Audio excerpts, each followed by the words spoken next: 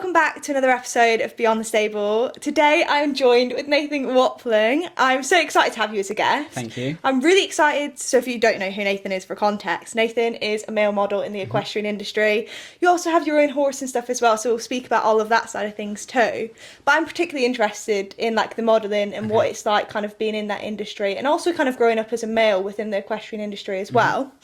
But what we'll do is we'll start from the beginning, and you tell me how you got into horses. Okay.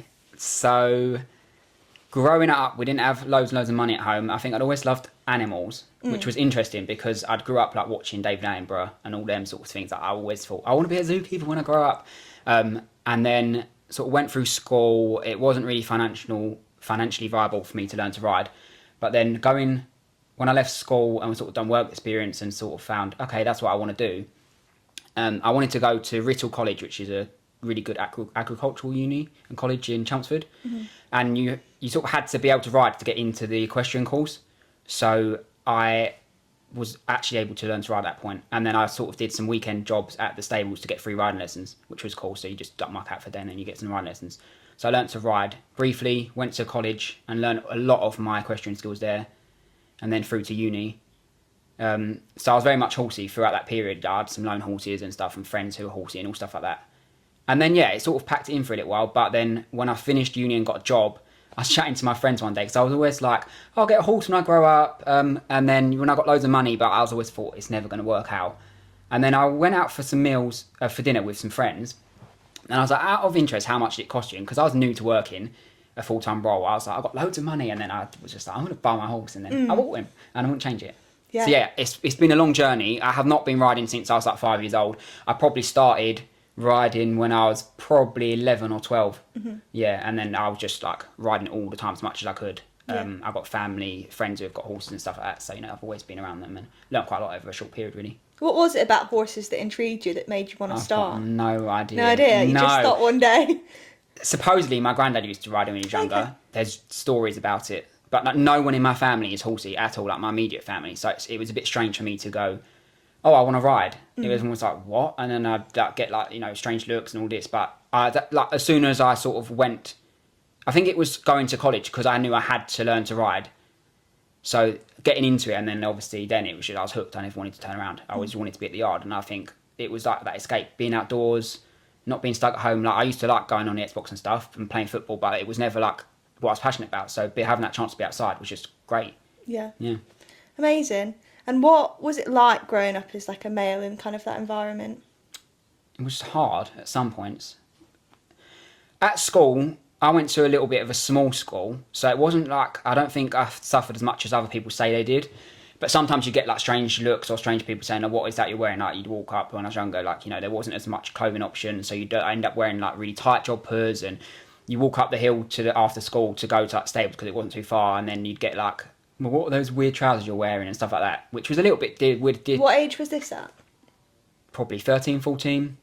And yeah, stuff like that was strange. A little bit hard to deal with, but I've never really took stuff personally, so I've always just been like, well, that's what I enjoy, so that's what I'm going to do. So it never really bothered me too much, but then I suppose the more time it goes on, you do become a little bit self-conscious over it. College was good because obviously there's other guys there, so it's quite supportive. You got weird looks sometimes because before I learnt to drive, so I used to have to get the train from London to Chelmsford. But on that riding days, you'd be wearing your riding clothes up, your socks over your joggers up to your knee, you'd have a riding hat and a riding whip, and you just get so many strange looks. But no, like I couldn't say I suffered huge amounts of bullying. It was definitely not fully comfortable. Like you always get weird comments here and there. But like as I've grown up, I feel like a lot more people are accepting of it. Like if I say to people I work with now who people aren't horsey, I've got a horse. Like some people don't even bat an eyelid now. So it's a lot better. Yeah. What advice would you give to like a young guy who's out there who might be struggling a little bit? Just, I suppose if it's what you really want to do, just go for it. I feel like it's easy for me to say this because that's just the way I deal with things myself. But like, don't worry about what other people say. Like if that's what you want to do, then just go and do it. Because I feel like half the time if people are saying negative stuff about you, it's either because they're jealous or because they haven't got the guts to do it themselves. Yeah. So yeah, I don't really know if there's anything particularly. You just go and have fun and do it. I mean, if there's anything you can do to sort of help, I suppose, then potentially I don't even know if it's the right thing to say, but like, you know, make like just get changed into your stable stuff at the stables. But then that's probably bad information to give out because it's then like saying, oh, well, you've got something to hide. So maybe don't do that, but just embrace it and be happy about it. That's what you want to do. Rock it. And was there any other guys kind of your age at your riding school when you were learning to ride? Not the riding school, no. No. I think I was the only guy, which was quite funny at the time because actually you get a little bit more interest. So like Okay. because I had a bit more guts and I was the only guy, you know, you had a bit more banter with people and I'd get put on like the naughty school ponies and I'd have a bit more fun with it. So that was quite funny. And also because you're the only guy, everyone knows who you are, like everyone's talking to you, which then actually gives you a little bit more confidence because if like I suppose you was nervous and you was like, oh, you know, I don't what people are thinking about me, and then no one's talking to you, you could feel quite isolated.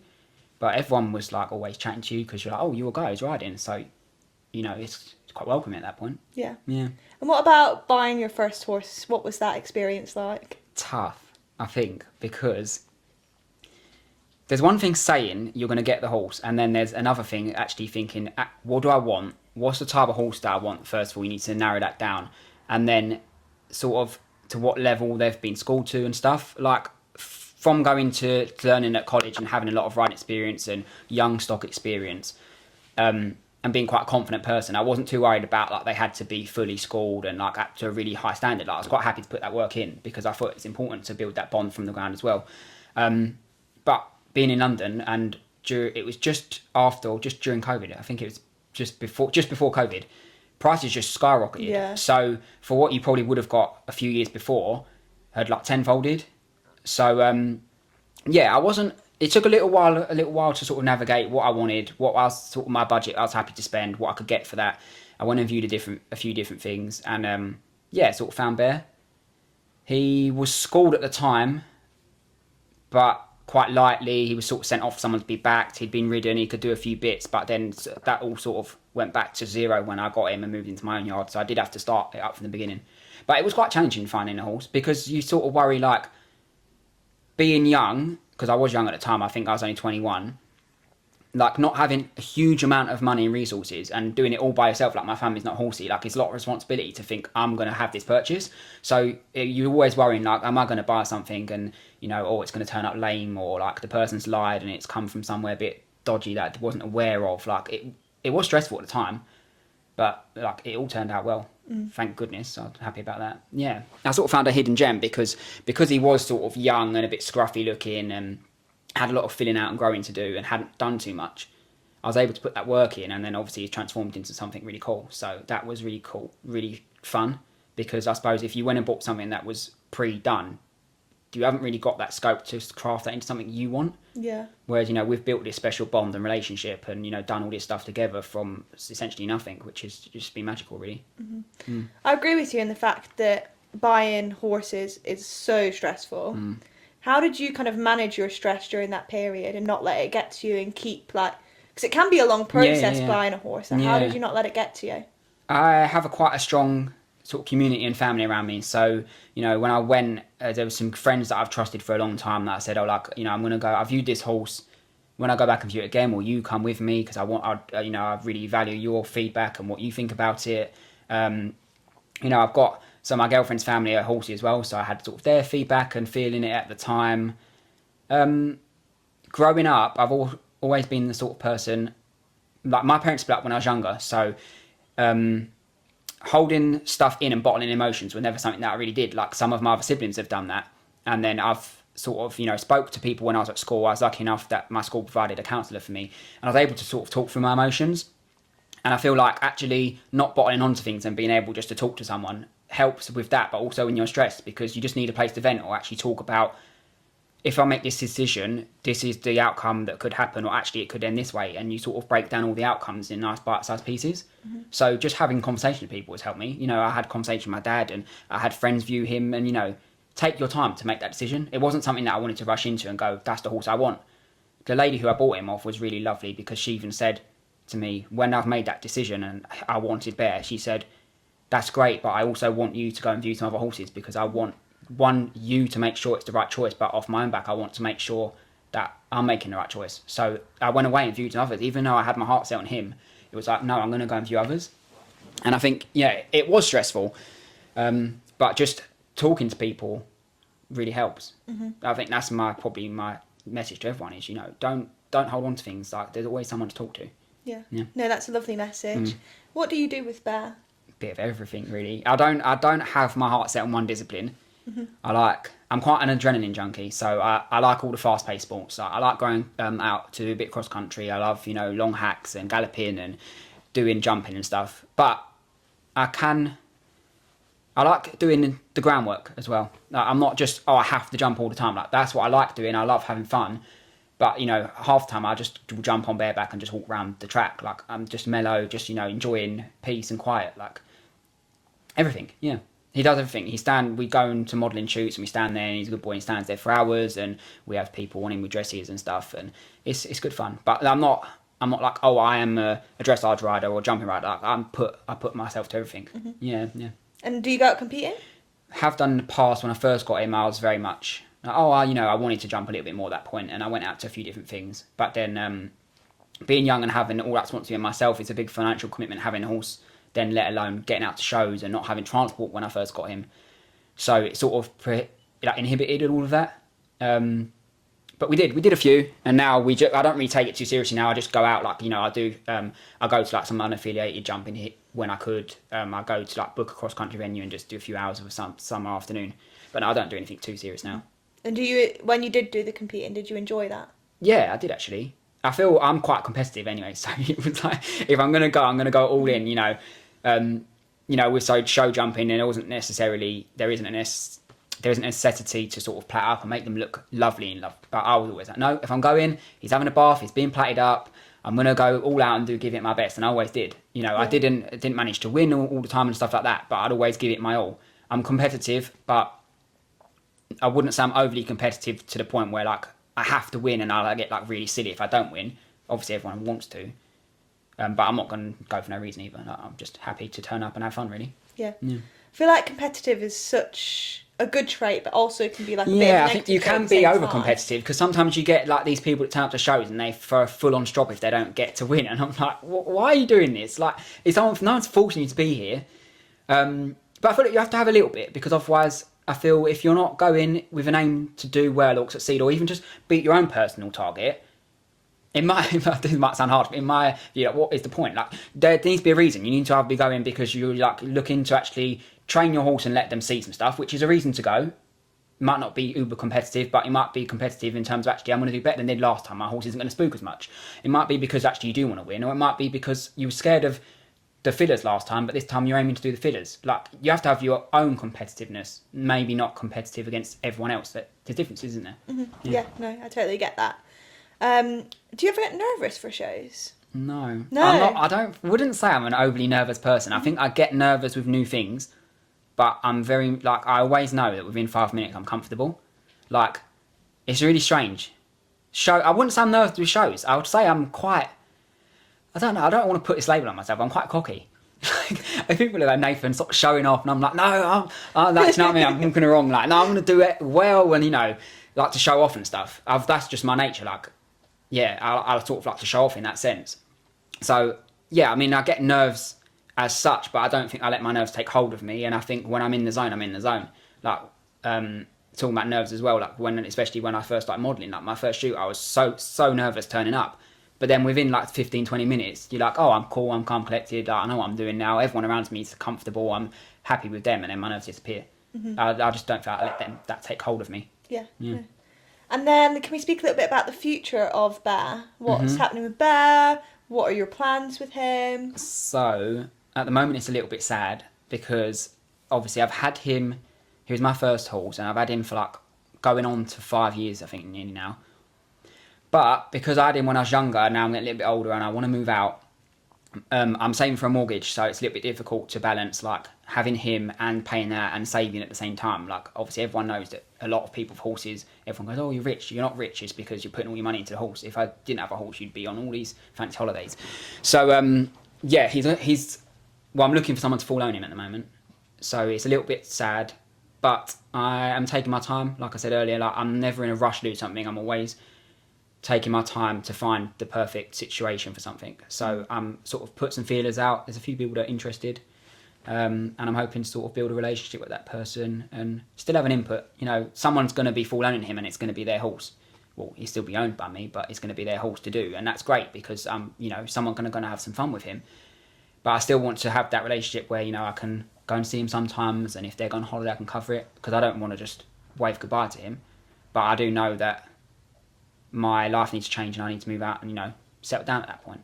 Yeah. It's tough, you know, people have horses and they're like, oh, you know, I can never drop it. But because my family's not necessarily horsey, I don't have that fallback. Like, it's me, and now it's my time to choose. Am I going to get a house or am I going to keep a horse? Well, I have to move out at some point, so I'm sort of in that pickle.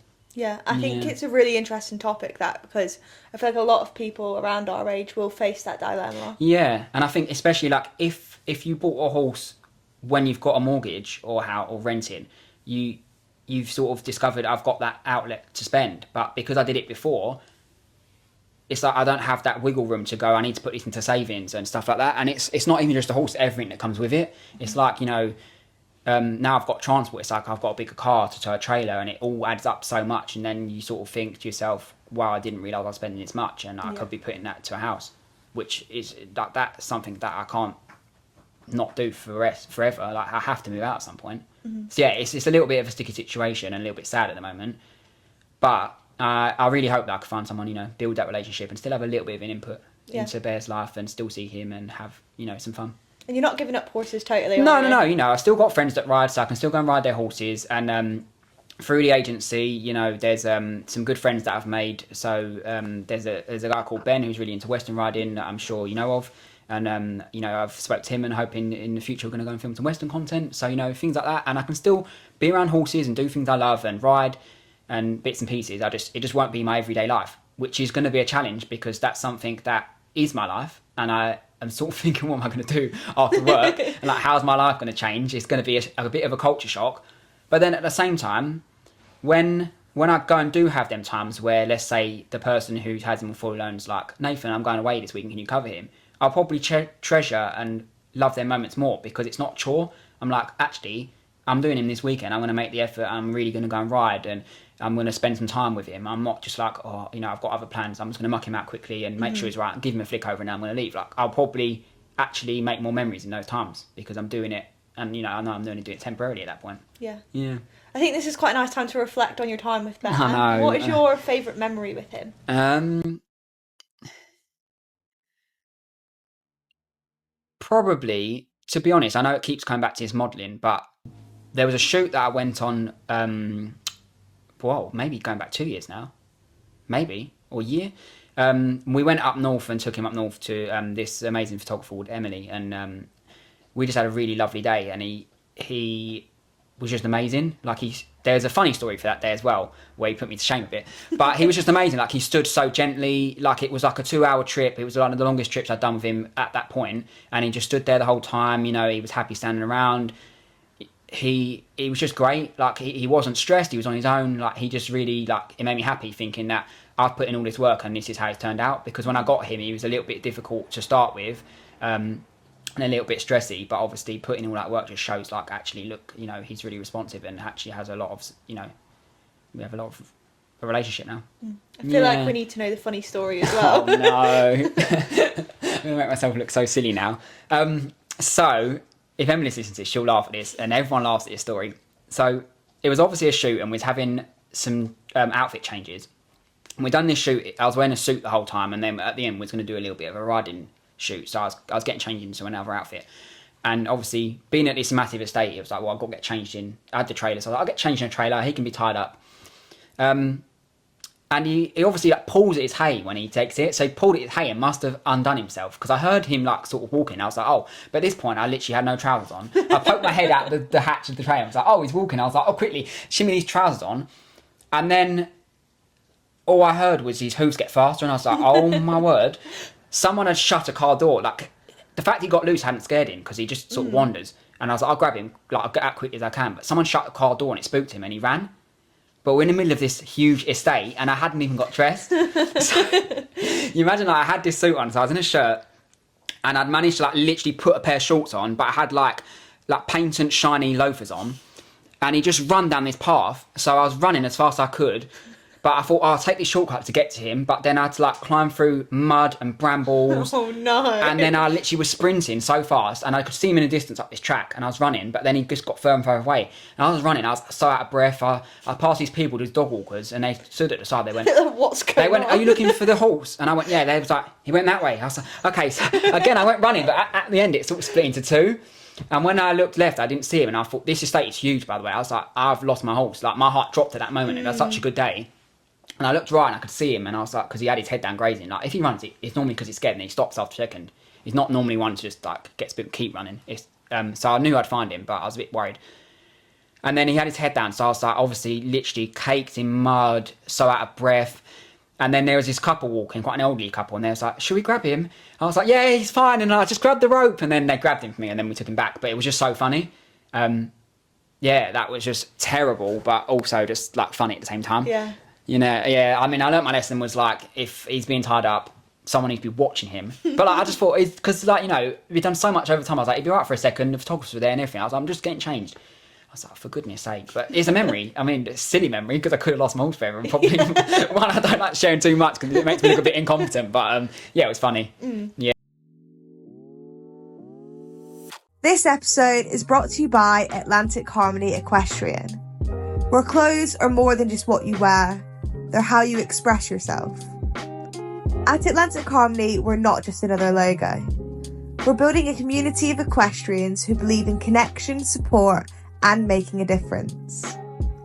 Our high-quality, stylish apparel is designed for riders who value both function and fashion, while supporting sustainable practices. Join a brand with a purpose. Visit atlanticharmonyequestrian.co.uk and be part of a community where style meets empowerment. Atlantic Harmony, where riders support riders.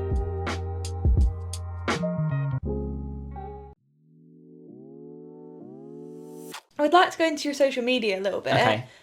Speak to me about that journey and how that started. That sort of started, you know, everyone's on TikTok and Instagram and I see people doing horsey stuff and I was like, oh, you know, actually I'm going to start doing this. This was before lockdown as well. And I was like, okay, I'm going to actually start doing it because I just bought a horse. I was like, maybe I can document a bit of my journey, even if people don't follow me and like it. It's a platform for me to put all of my stuff. So then in 10 years time, I can think, oh, actually it's all on there. Like, you know, rather than just on your phone where it gets lost or you delete it when you find a new phone, it's online then. And you can look through it all and think, this is all the stuff I've done. So it's more for that purpose. But then primarily, especially on TikTok, it started to get a bit of traction after a while. And I thought, oh, this is quite cool. So I started doing like some trending videos and I started doing some like little skits and stuff like that. And some of them done quite well. Like I remember one day I woke up and was like, whoa, this video's doing good. So one of my top videos got 1.2 million views. And I was like, oh my, like this has gone crazy. Because I remember at work and was like, my phone just kept going and going and going. And then from then on, I was like, actually, I could have something here. So I've sort of carried on going with it and done little bits and pieces, which has gone quite well, really. And then when joining the modelling agency, it gave me a bit more scope to think, actually, I can, you know, do some more editorial stuff with photos and play around with a bit more fashion. You know, I got into contact with like a half-step equestrian and like their clothing and put that online and built a bit of a community, really. It didn't really take off as much as originally I thought it would. So there was a few people who sort of started at the same time that, you know, I was talking to them. It was like, oh, like we're all sort of doing the same sort of stuff. And a few of them sort of went really big and I didn't, which at the time I was being like, oh, this is a bit sad. But, you know, that's what it's last meant to be. It's meant to be. I'm not going to hold anything against it, you know. I was busy at work and stuff. Didn't have time to put it all in there, but I was happy with what I was putting out there. So yeah, it done all right. And then I've had bits of breaks in between where I've gone to Instagram, then back to TikTok. But now I'm trying to put a bit on both. And over the last couple of months, I've always been putting stuff out, but over the last couple of months, I thought I need to start up again and put more out. So I put more out, and it's doing okay. I feel like it's good because if I look at like my statistics and stuff, it's actually quite a large percentage of male followers, which is interesting because obviously being a male equestrian myself, and if I'm ever doing any stuff through socials or working with any brands that, you know, we want to push that narrative, it helps actually having a male audience to take that to, rather than loads of girls and like, oh, you know, that's a cool male equestrian top, but like we're not interested. Actually, I've got more of a community there. And like I always feel like I'm quite open, you know, if anyone messages me, I'm always, you know, happy to answer or give feedback or, you know, reply to people's comments and stuff. Like I don't feel, because it's still fairly small at the moment, it's not like I can't apply to everyone. So I always want to be approachable to everyone I can on there. I know like when you get really big, it's hard to obviously make sure you get it back to everyone. But yeah, no, social media's going good. I enjoy doing it. Yeah. Yeah. No, I feel that's the main thing, as long as you enjoy it. Yeah. I even said to you when I came in today that I thought your content recently had been really, really good. Thank you. Yeah. I want to speak a little bit more about like the strategy behind social media. Okay. So obviously I feel like you started social media with a bit of a purpose. Yes. What was your strategy going into it, and maybe why do you think the people that started at the same time have got better numbers? And I personally don't think the social media is about the numbers. No. I think it's about the community, and like you say, building that male community is amazing. Yeah. But if we do speak like strategically for a second, what so, are your thoughts on it? Like I said, at first it was more actually nothing of, I want to be an influencer and I want millions of views. It was more, for me, a platform to document my journey. Yeah. Whether or not I got traction or not, it was just like, it saved on this platform that I don't have to worry about losing it at that point. When I started getting stuff, I was like more of like following and likes and stuff. I was like, okay, that's cool. And to be honest, a little bit naive at the time, my sort of strategy was, I'll just keep producing the same sort of stuff. I'll just follow and use trending sound and audios, which works for some people. But I feel like it's not a fail-proof method, unfortunately. And, sometimes it works and sometimes it doesn't. If you've got a huge following, I think that it can work more because you've got the numbers behind you who are going to see it automatically, and it's a trending sound, so it will just gather stuff. But it doesn't work for everyone. Over the time, like you're saying, you have to enjoy it. And there were some points where I sort of become a bit stagnant and I wasn't putting stuff out because it did become at that point, I haven't got any ideas. I don't know what I'm going to do. It's not very nice at the yard. Like, it's raining this weekend, and I was sort of like, I need to have stuff to do. And it's a bit forced, and then it doesn't become natural. And I was still a little bit not as confident with that stuff at that time. So forcing it and trying to do stuff that you wasn't too happy with, which wasn't great content. Whereas now I've sort of got thought to the point where I'm like, actually, I'd rather put good content out than actually put loads of crap content out, which really does help, to be honest. And at the time as well, when I first started, I wasn't confident in terms of like talking on camera and stuff like that. I think that you were saying that my content's got, you like the content I've been putting out recently, which is great, thank you. So over the last few sort of year or so, I actually started a role with the company that I've been working since when I left uni, doing social media for a few different brands.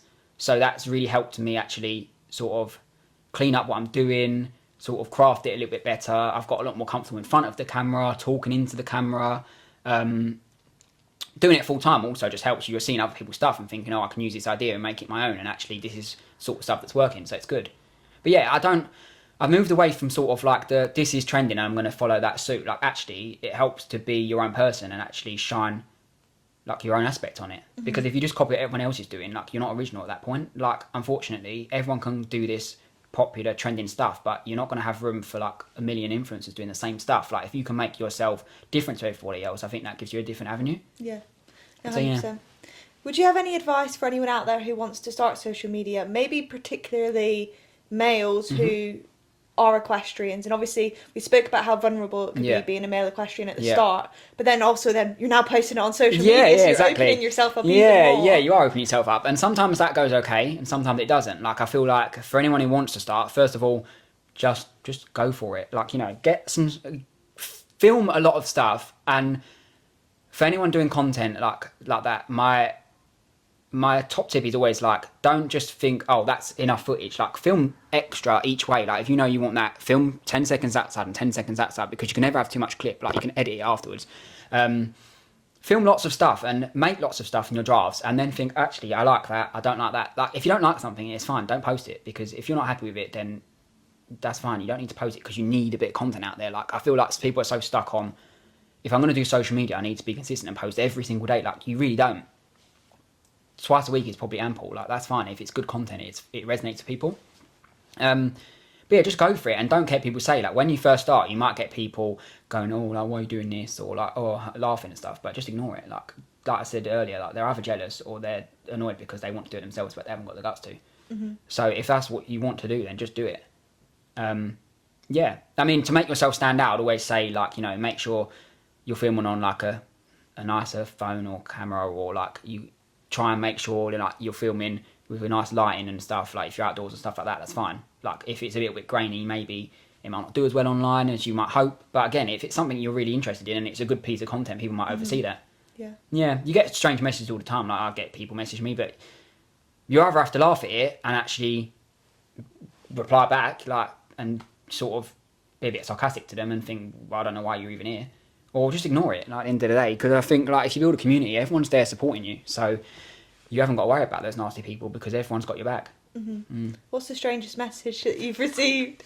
Can we say it online? Yeah, right, okay. Over the last year or so, I've noticed that I've had an influx of people following me. There must just be this community of people that love like wellies and riding boots and latex. It's all very strange, right? And they all started following me, and some of the names of the accounts and photos are very weird, and you click on their profile and it's just like pictures of men in like wellies, and it's just, I thought it's like, this is strange. I didn't even know this existed. I had a guy message me who wanted me to send me, this was last year, photos of my riding boots. Right? And I made it clear, like, for money, right? And I was like, you really want to pay me for photos of my riding boots? And I was like, well, I make money here. I was like, I need to draw the lines. Like, you want me to wear clothes, right? And he's like, yeah, you could be clothes. I was like, oh, right, okay. I had a heart attack first. And he's like, you don't even need to be in it. Like, could you just send me a picture of your riding boots, like, just your riding boots, or like you wearing your joggers, or like if you want to put your face in it, fine. And like, I'll pay you for the stuff. And I was like, right, okay. So I was messaging him because I thought it was strange at first. And then in the end, I was like, well, I'll do it. So I sent him some stuff. I made some money out of it. Oh, really? Yeah. It was just the most bizarre thing. And then he started getting weird because he wanted me. He wanted me to send. He lived in the Netherlands, I think. He wanted me to send my riding boots to him that were muddy, so he could like lick them clean. Yeah, and I was like, no, I'm not going to do that. And then he just started getting a bit strange after that, so I did have to block him because I was like, no, like, you're getting really weird, because he was a bit persistent. And I was like, I'm not sending my riding boots. Yeah. But yeah, I get like stuff like that. I get messages about my boots. I put a picture up a couple months ago, like walking one of the dogs in my wellies, and then you can look on my Instagram, people commenting like, hot wellies, and I'm like, it's funny. Yeah. I think it's funny, to be honest. Like, some people be like, oh, I don't want it on my account, but I'm like, if people want to comment, like, not being selfish, it's engagement. Yeah. Like, I think it's funny, and it's something to talk about. People go, oh, like, what's this person? It's a conversation starter. Like, I've got nothing against these people. If that's what they enjoy, they're enjoying it. But there's a community of welly loving people that are following me. Good for them, I guess. You know, you mentioned that you didn't always like speaking on camera. No. Obviously, we're doing that I have today. to do it now, that's what I'm saying. Yeah. So I was a little bit nervous today starting. Before you come, I was like, oh, but then 2 minutes in, I'm fine. I know, as you can see, I had natter on, I don't stop talking. How did you get over that kind of like fear, I guess? I did, so on my TikTok, there's a few videos of me when I first got my trailer for Bear. And I was like, actually, I want to do a few videos renovating this trailer and cleaning it up and getting it to ready. So, dog's coming in. So I done a few videos and I was like, I'm going to talk onto the camera. Yes. I wanted to talk into the camera because I thought at that point it was important, rather than just like, this is a trailer and a bit of text. Obviously, it needed some explanation onto what I was doing at that point. So I spoke into the camera, and I remember actually on the first video, I actually put in the caption like, please ignore my voice, I hate it, all of this stuff, which actually I obviously did feel very insecure at that point. And a lot of people, again, rallied behind me. I had that community, and I was like, no, there's nothing wrong with you, I quite like your voice. And it was so reassuring that people was like, your voice is fine, I like your voice, it's lovely. And I was like, oh, that's really lovely. Which enabled me to carry on. Obviously, it wasn't natural, because talking to the camera is never natural. I'm having a conversation with you right now, which is fine, but if I had to like look into the camera and talk to it, it's never 100% natural, is it? So again, even though I was talking to the camera, it was flat. And you look back at the videos, I think it was flat. The only thing that sort of helped me get over that over time is, again, now I work full time as a social media creator. I'm doing it all the time. Like, it was a sort of requirement that the company was like, you know, we really want you to be the face of these brands, and we'll talk to it. And even then, 10 months ago, some of that beginning stuff was flat, but now it's just doing it consistently really does help. Like, practice, like, even if it's not content you're filming, talking to a camera. Like, I watched some videos of creators online. They're like, the way to get over it is like, just like walking in the street, like walking your dog, whatever you're doing, just like record voice notes into your phone. Oh, okay. People were saying that because it just becomes natural. Not even the fact you're on camera, but like you're just talking into a phone. Yeah. Because it's like, it is really flat otherwise, and it's not engaging. So I feel like 10 months of practice for me has helped. But I feel if not, it's just a consistency of keep doing it and keep doing it and keep doing it. I know, like, everyone at first, you probably hate your voice because the way you hear your voice and then you hear it back on camera is always different. And you're like, I used to cringe, but now I'm not bothered. Like, at work, I have to record it, listen to it back, edit it all the time. So I'm listening to my voice so much that now it's just, I've become like a bit nose blind to it, really. Yeah. It's just, that's what it is.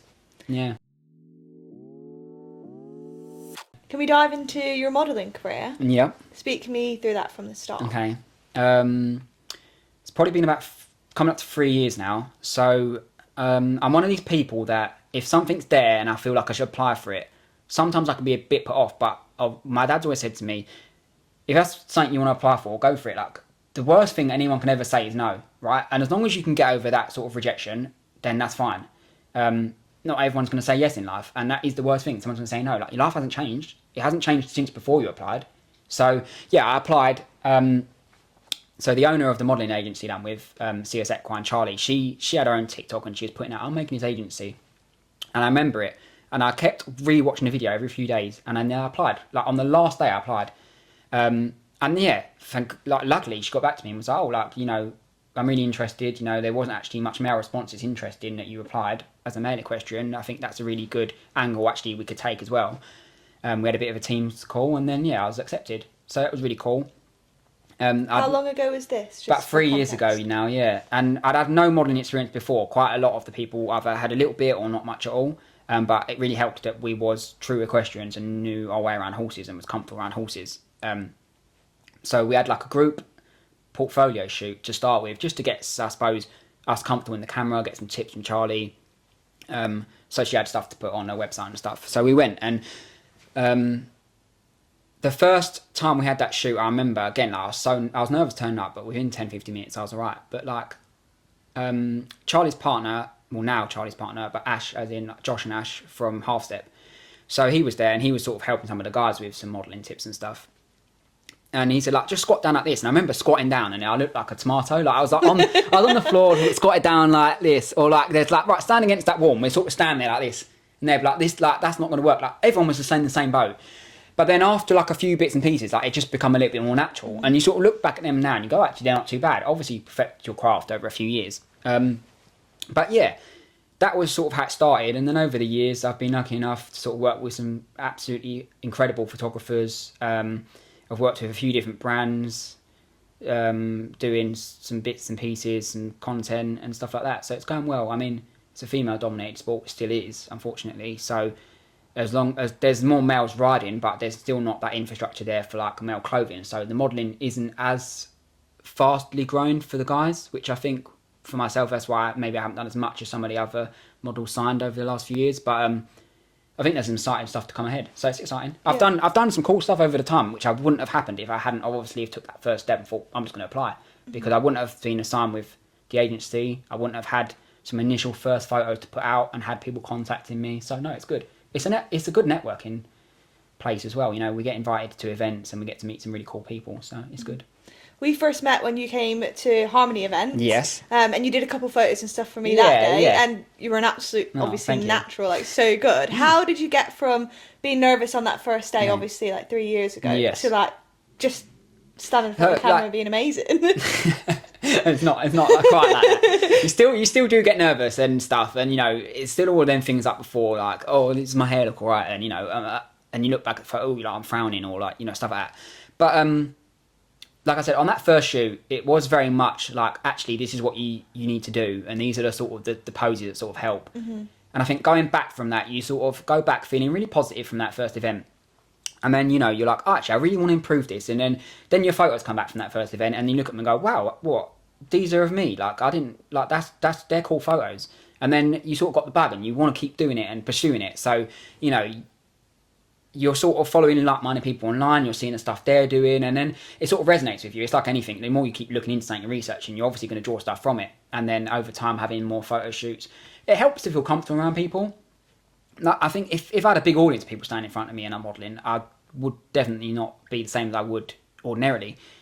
But like, some of these photo shoots I've had, it's just like me and the photographer. Yeah. And like, these photographers are so talented, but also so amazing and make you feel so comfortable that it didn't matter. Like, there's no one else around. I'm not in a big city or anything like that. I'm in the countryside. No one's around. I'm with my horse, who I feel really happy with and love being around anyway. And I think people sort of think, oh no, like, you have to stand there and be uber like posing. It's not. Some of it's like just literally about like the way you present yourself. So like in there's a photo that's one of my favourite that actually got printed. And like, I'm just holding the horse is doing the work there. But then you just like sort of put your leg up, put your saddle on it, and you just look into the distance. And you know, it's not always like you need to look into the camera and look super amazing. Sometimes it's just you can just be looking effortlessly into the distance, and those photos are great. Or like you can do some poses, but it's not always like, oh, I have to have this really cool pose. Like it's not always like that. Like being natural just helps. And those sort of candid shots are quite good sometimes. Yeah. Do you have a go-to pose when you are doing the more posy stuff? Not at the moment, no, because where I haven't done loads and loads, I want everything to be unique and different. I don't want everything to be like, it's Nathan again. That's the same pose he does. Like there's a few bits, like I said, like the one with the saddle on my thing. Like I done that on my first shoot, and then I took that away and thought, when I was with this shoot with Emily, I said, like there's something I could do here, and I done that, and it turned into be a really great photo. Then obviously I don't want to keep replicating that. So there's some other ideas I have, but I think just to get to that confidence, it's just keep practicing, and I think you need to be comfortable in yourself. Like, if you're comfortable in yourself, you can rock anything. Like, if you wore a bin bag and thought, I look great in this, it would show on camera. Like, I think that's the most important thing. It's like, it shows on camera if you feel confident. You could be dressed in, like, a £5,000 outfit that's amazing, and everyone goes, that is the best outfit I've ever seen. But if you're wearing it and you don't feel comfortable or happy, that's going to show on the camera. I think that's the most important thing. Like, if you need to feel happy and calm and comfortable, and that will show no matter what you're wearing at that point. I don't think it's necessarily important to think, I need to be wearing these clothes to look great. It's not like you make the clothes look great. Yeah. I can tell you're really passionate about the modelling and stuff. Thank you. What was it on that first time when you applied? What made you want to apply? I've got no idea. No idea. Just fancied it. Again, like I said earlier, I'm a little bit of a show off, so I was like, how cool would it be? Like, being a bit sort of naive about it. I was like, modelling, I'm going to be on all these billboards, everyone. That's never going to happen. Well, no, I mean, you never know, but it was more like, I could create some cool imagery, and actually, like, I love horses, and what better way? And also paired with the social media, I was like, if I do this modelling stuff, that go hand in hand, which it has, and that sort of made my pages a bit more like my own, really. But yeah, like my dad said, just apply. They can only ever say no, and I literally did apply on the last day. I don't know what it was. It was like, well, I want to be a model. It wasn't like, I want to be a model and look fancy. It was just like, this sounds cool. I'll apply for it. Yeah. Would you have any advice for anyone who wants to get into the modelling, whether it be equestrian or not equestrian? Keep putting yourself out there. I think there's a lot of rejection that you face. Even now, I'm with the agency, there's a lot of stuff that maybe comes through and then it doesn't quite work out, or like you're reaching out to brands on your own personal time and then they're like, thanks for getting in touch, but unfortunately this time, like, you're probably out of like 100 messages you send out, you might get one person be like, this is great, or like, a handful, and then even then people that say this is great will pursue this. It doesn't always end up materialistic. So yeah, you, like, as long as you're prepared to face a lot of rejection, which I think is important, that you've got to understand that is what will happen. Like, if you're not prepared for that, then it's probably not really the thing you should be doing, because it could add undue stress, obviously.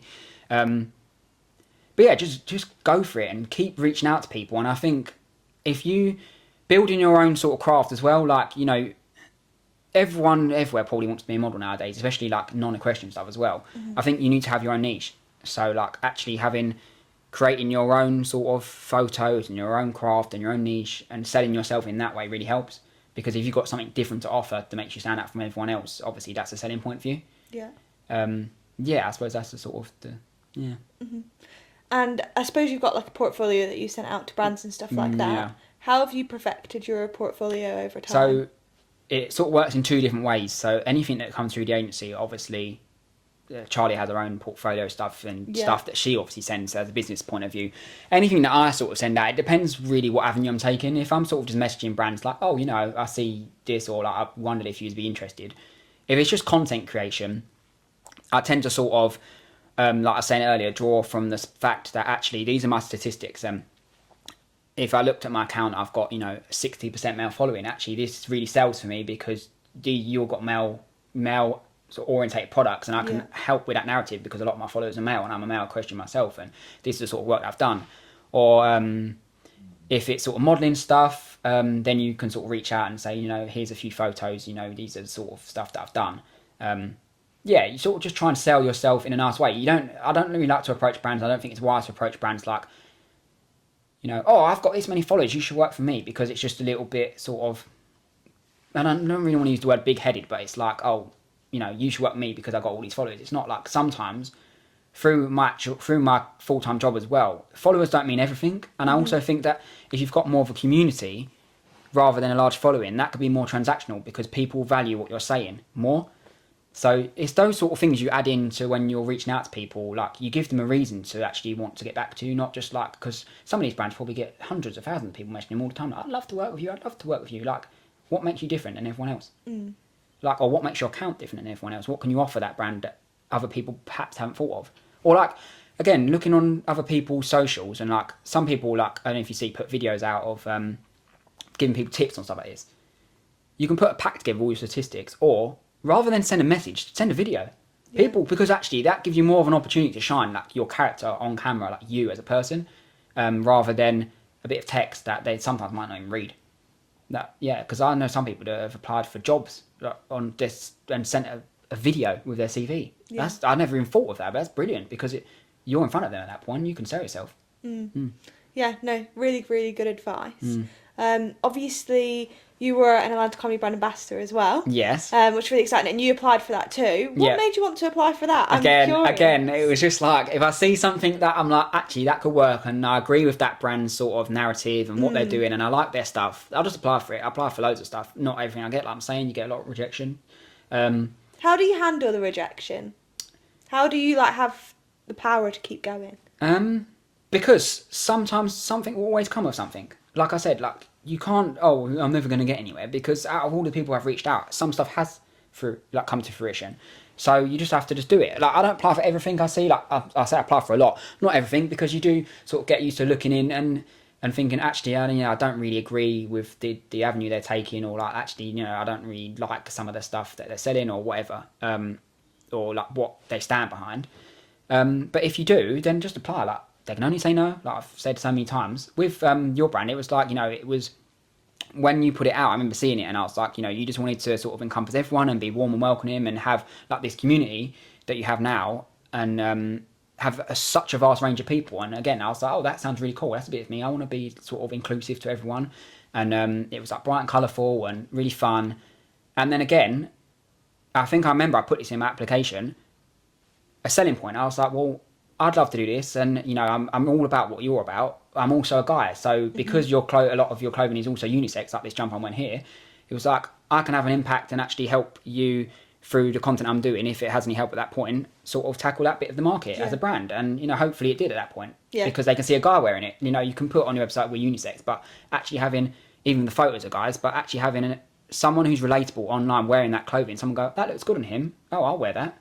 Yeah, and that's what I put in my application. I think I remember putting that. Yeah, I think it was really great, and I really valued you as a brand ambassador, because we do have like photos, like you say, of guys and stuff on our website, but I'll be honest in the fact that none of them are equestrians. I don't know many male equestrians, being like totally honest. So bringing in someone like you, who was genuine and authentic and actually an equestrian, like, was so valuable. Like, so valuable. And I think that's it. Like, going back, that was my selling point at that time, and it obviously worked. So I think you have to have something that you can stand behind and go, this is why you should hire me, this, or like use me because these are my attributes.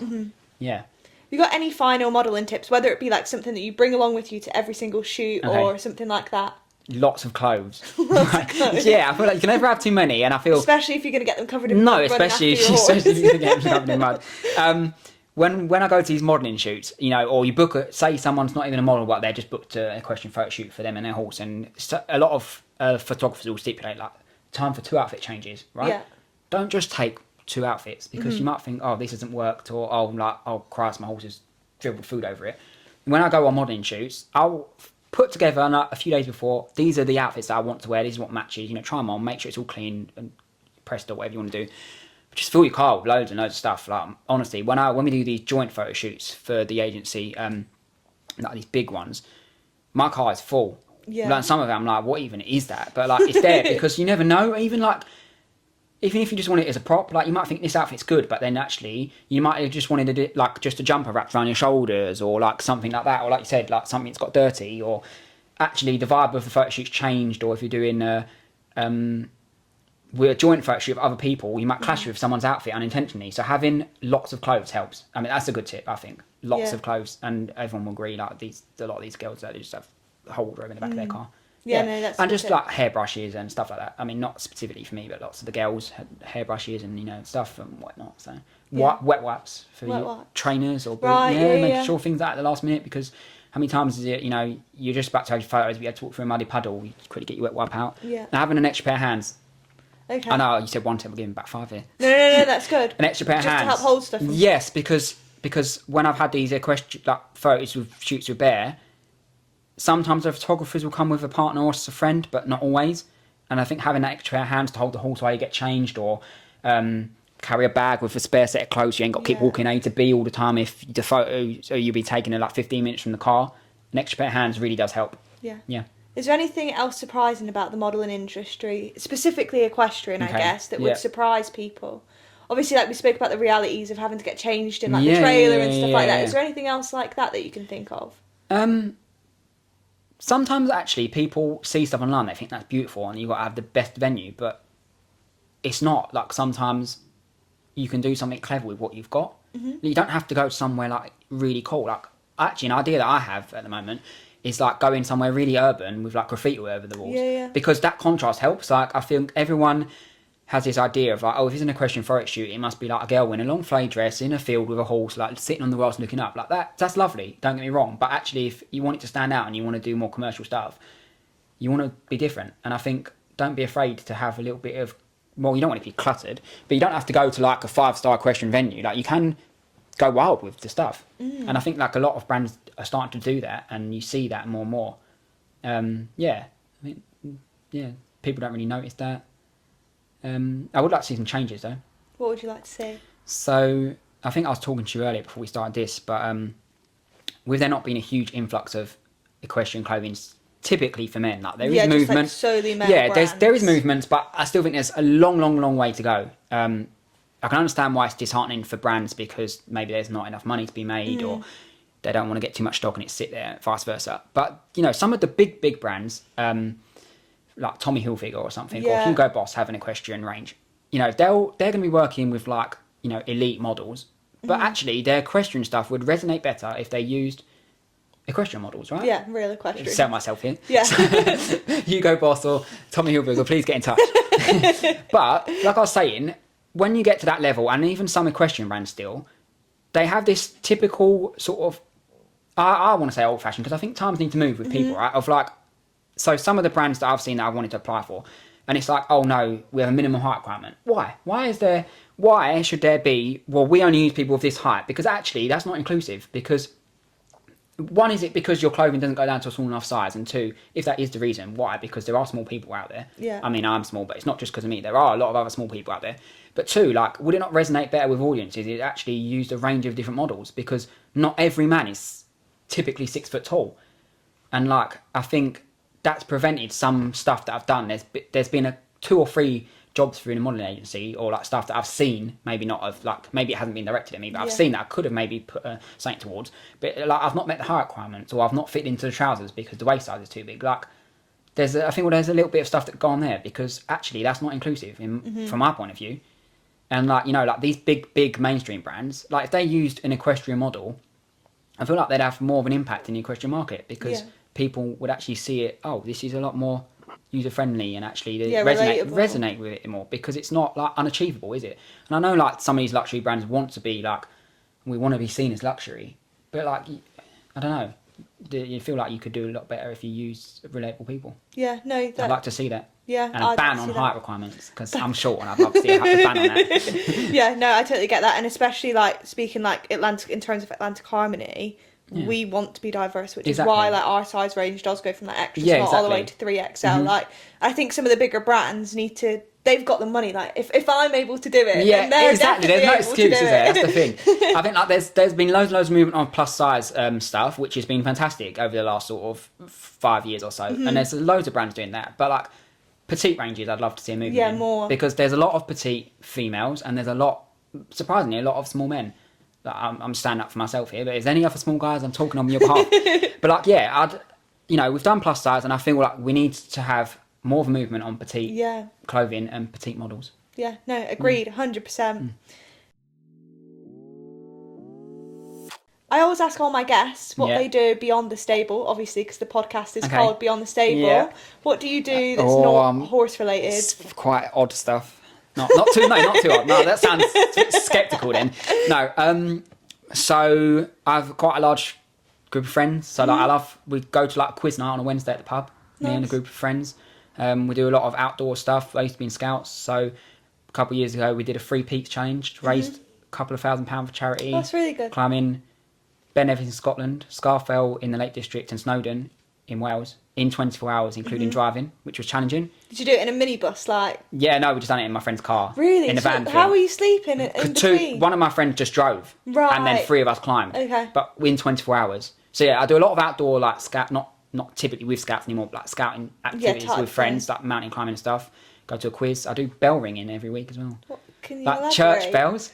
Right, You know, okay. like big church bells where we ring for weddings. I do that every week. Oh, wow. Yeah, we ring for like weddings and funerals, which is strange. I've spoke about it online a couple of times. People are like, that's a bit weird, but like, no, it's something I enjoy doing. It's sort of like people go there and go, what, do you go to church? Like, I'm not a church goer, but like, it is sort of connected to church and we ring for weddings and stuff. Yeah. But I just ring the church bells and stuff. Oh, no, cool. Which is cool, yeah. Very cool. And if I was to get any other guests on the podcast, whether it be an influencer, a professional, a model, who should I get? Oh, I'd like to get, actually, you should get some business owners on. Okay. Because I feel like, yeah, you've obviously had some influencers and some models and some bits and pieces. What about like yourself, some owners of some clothing brands? Yeah. No, That'd that's be a cool. really good Go and suggestion. get the owner of Tommy Hilfiger on. I would love that. That'd be great. Try and get you a I don't podcast know a model about that it. told about you. You should hire him. Yeah.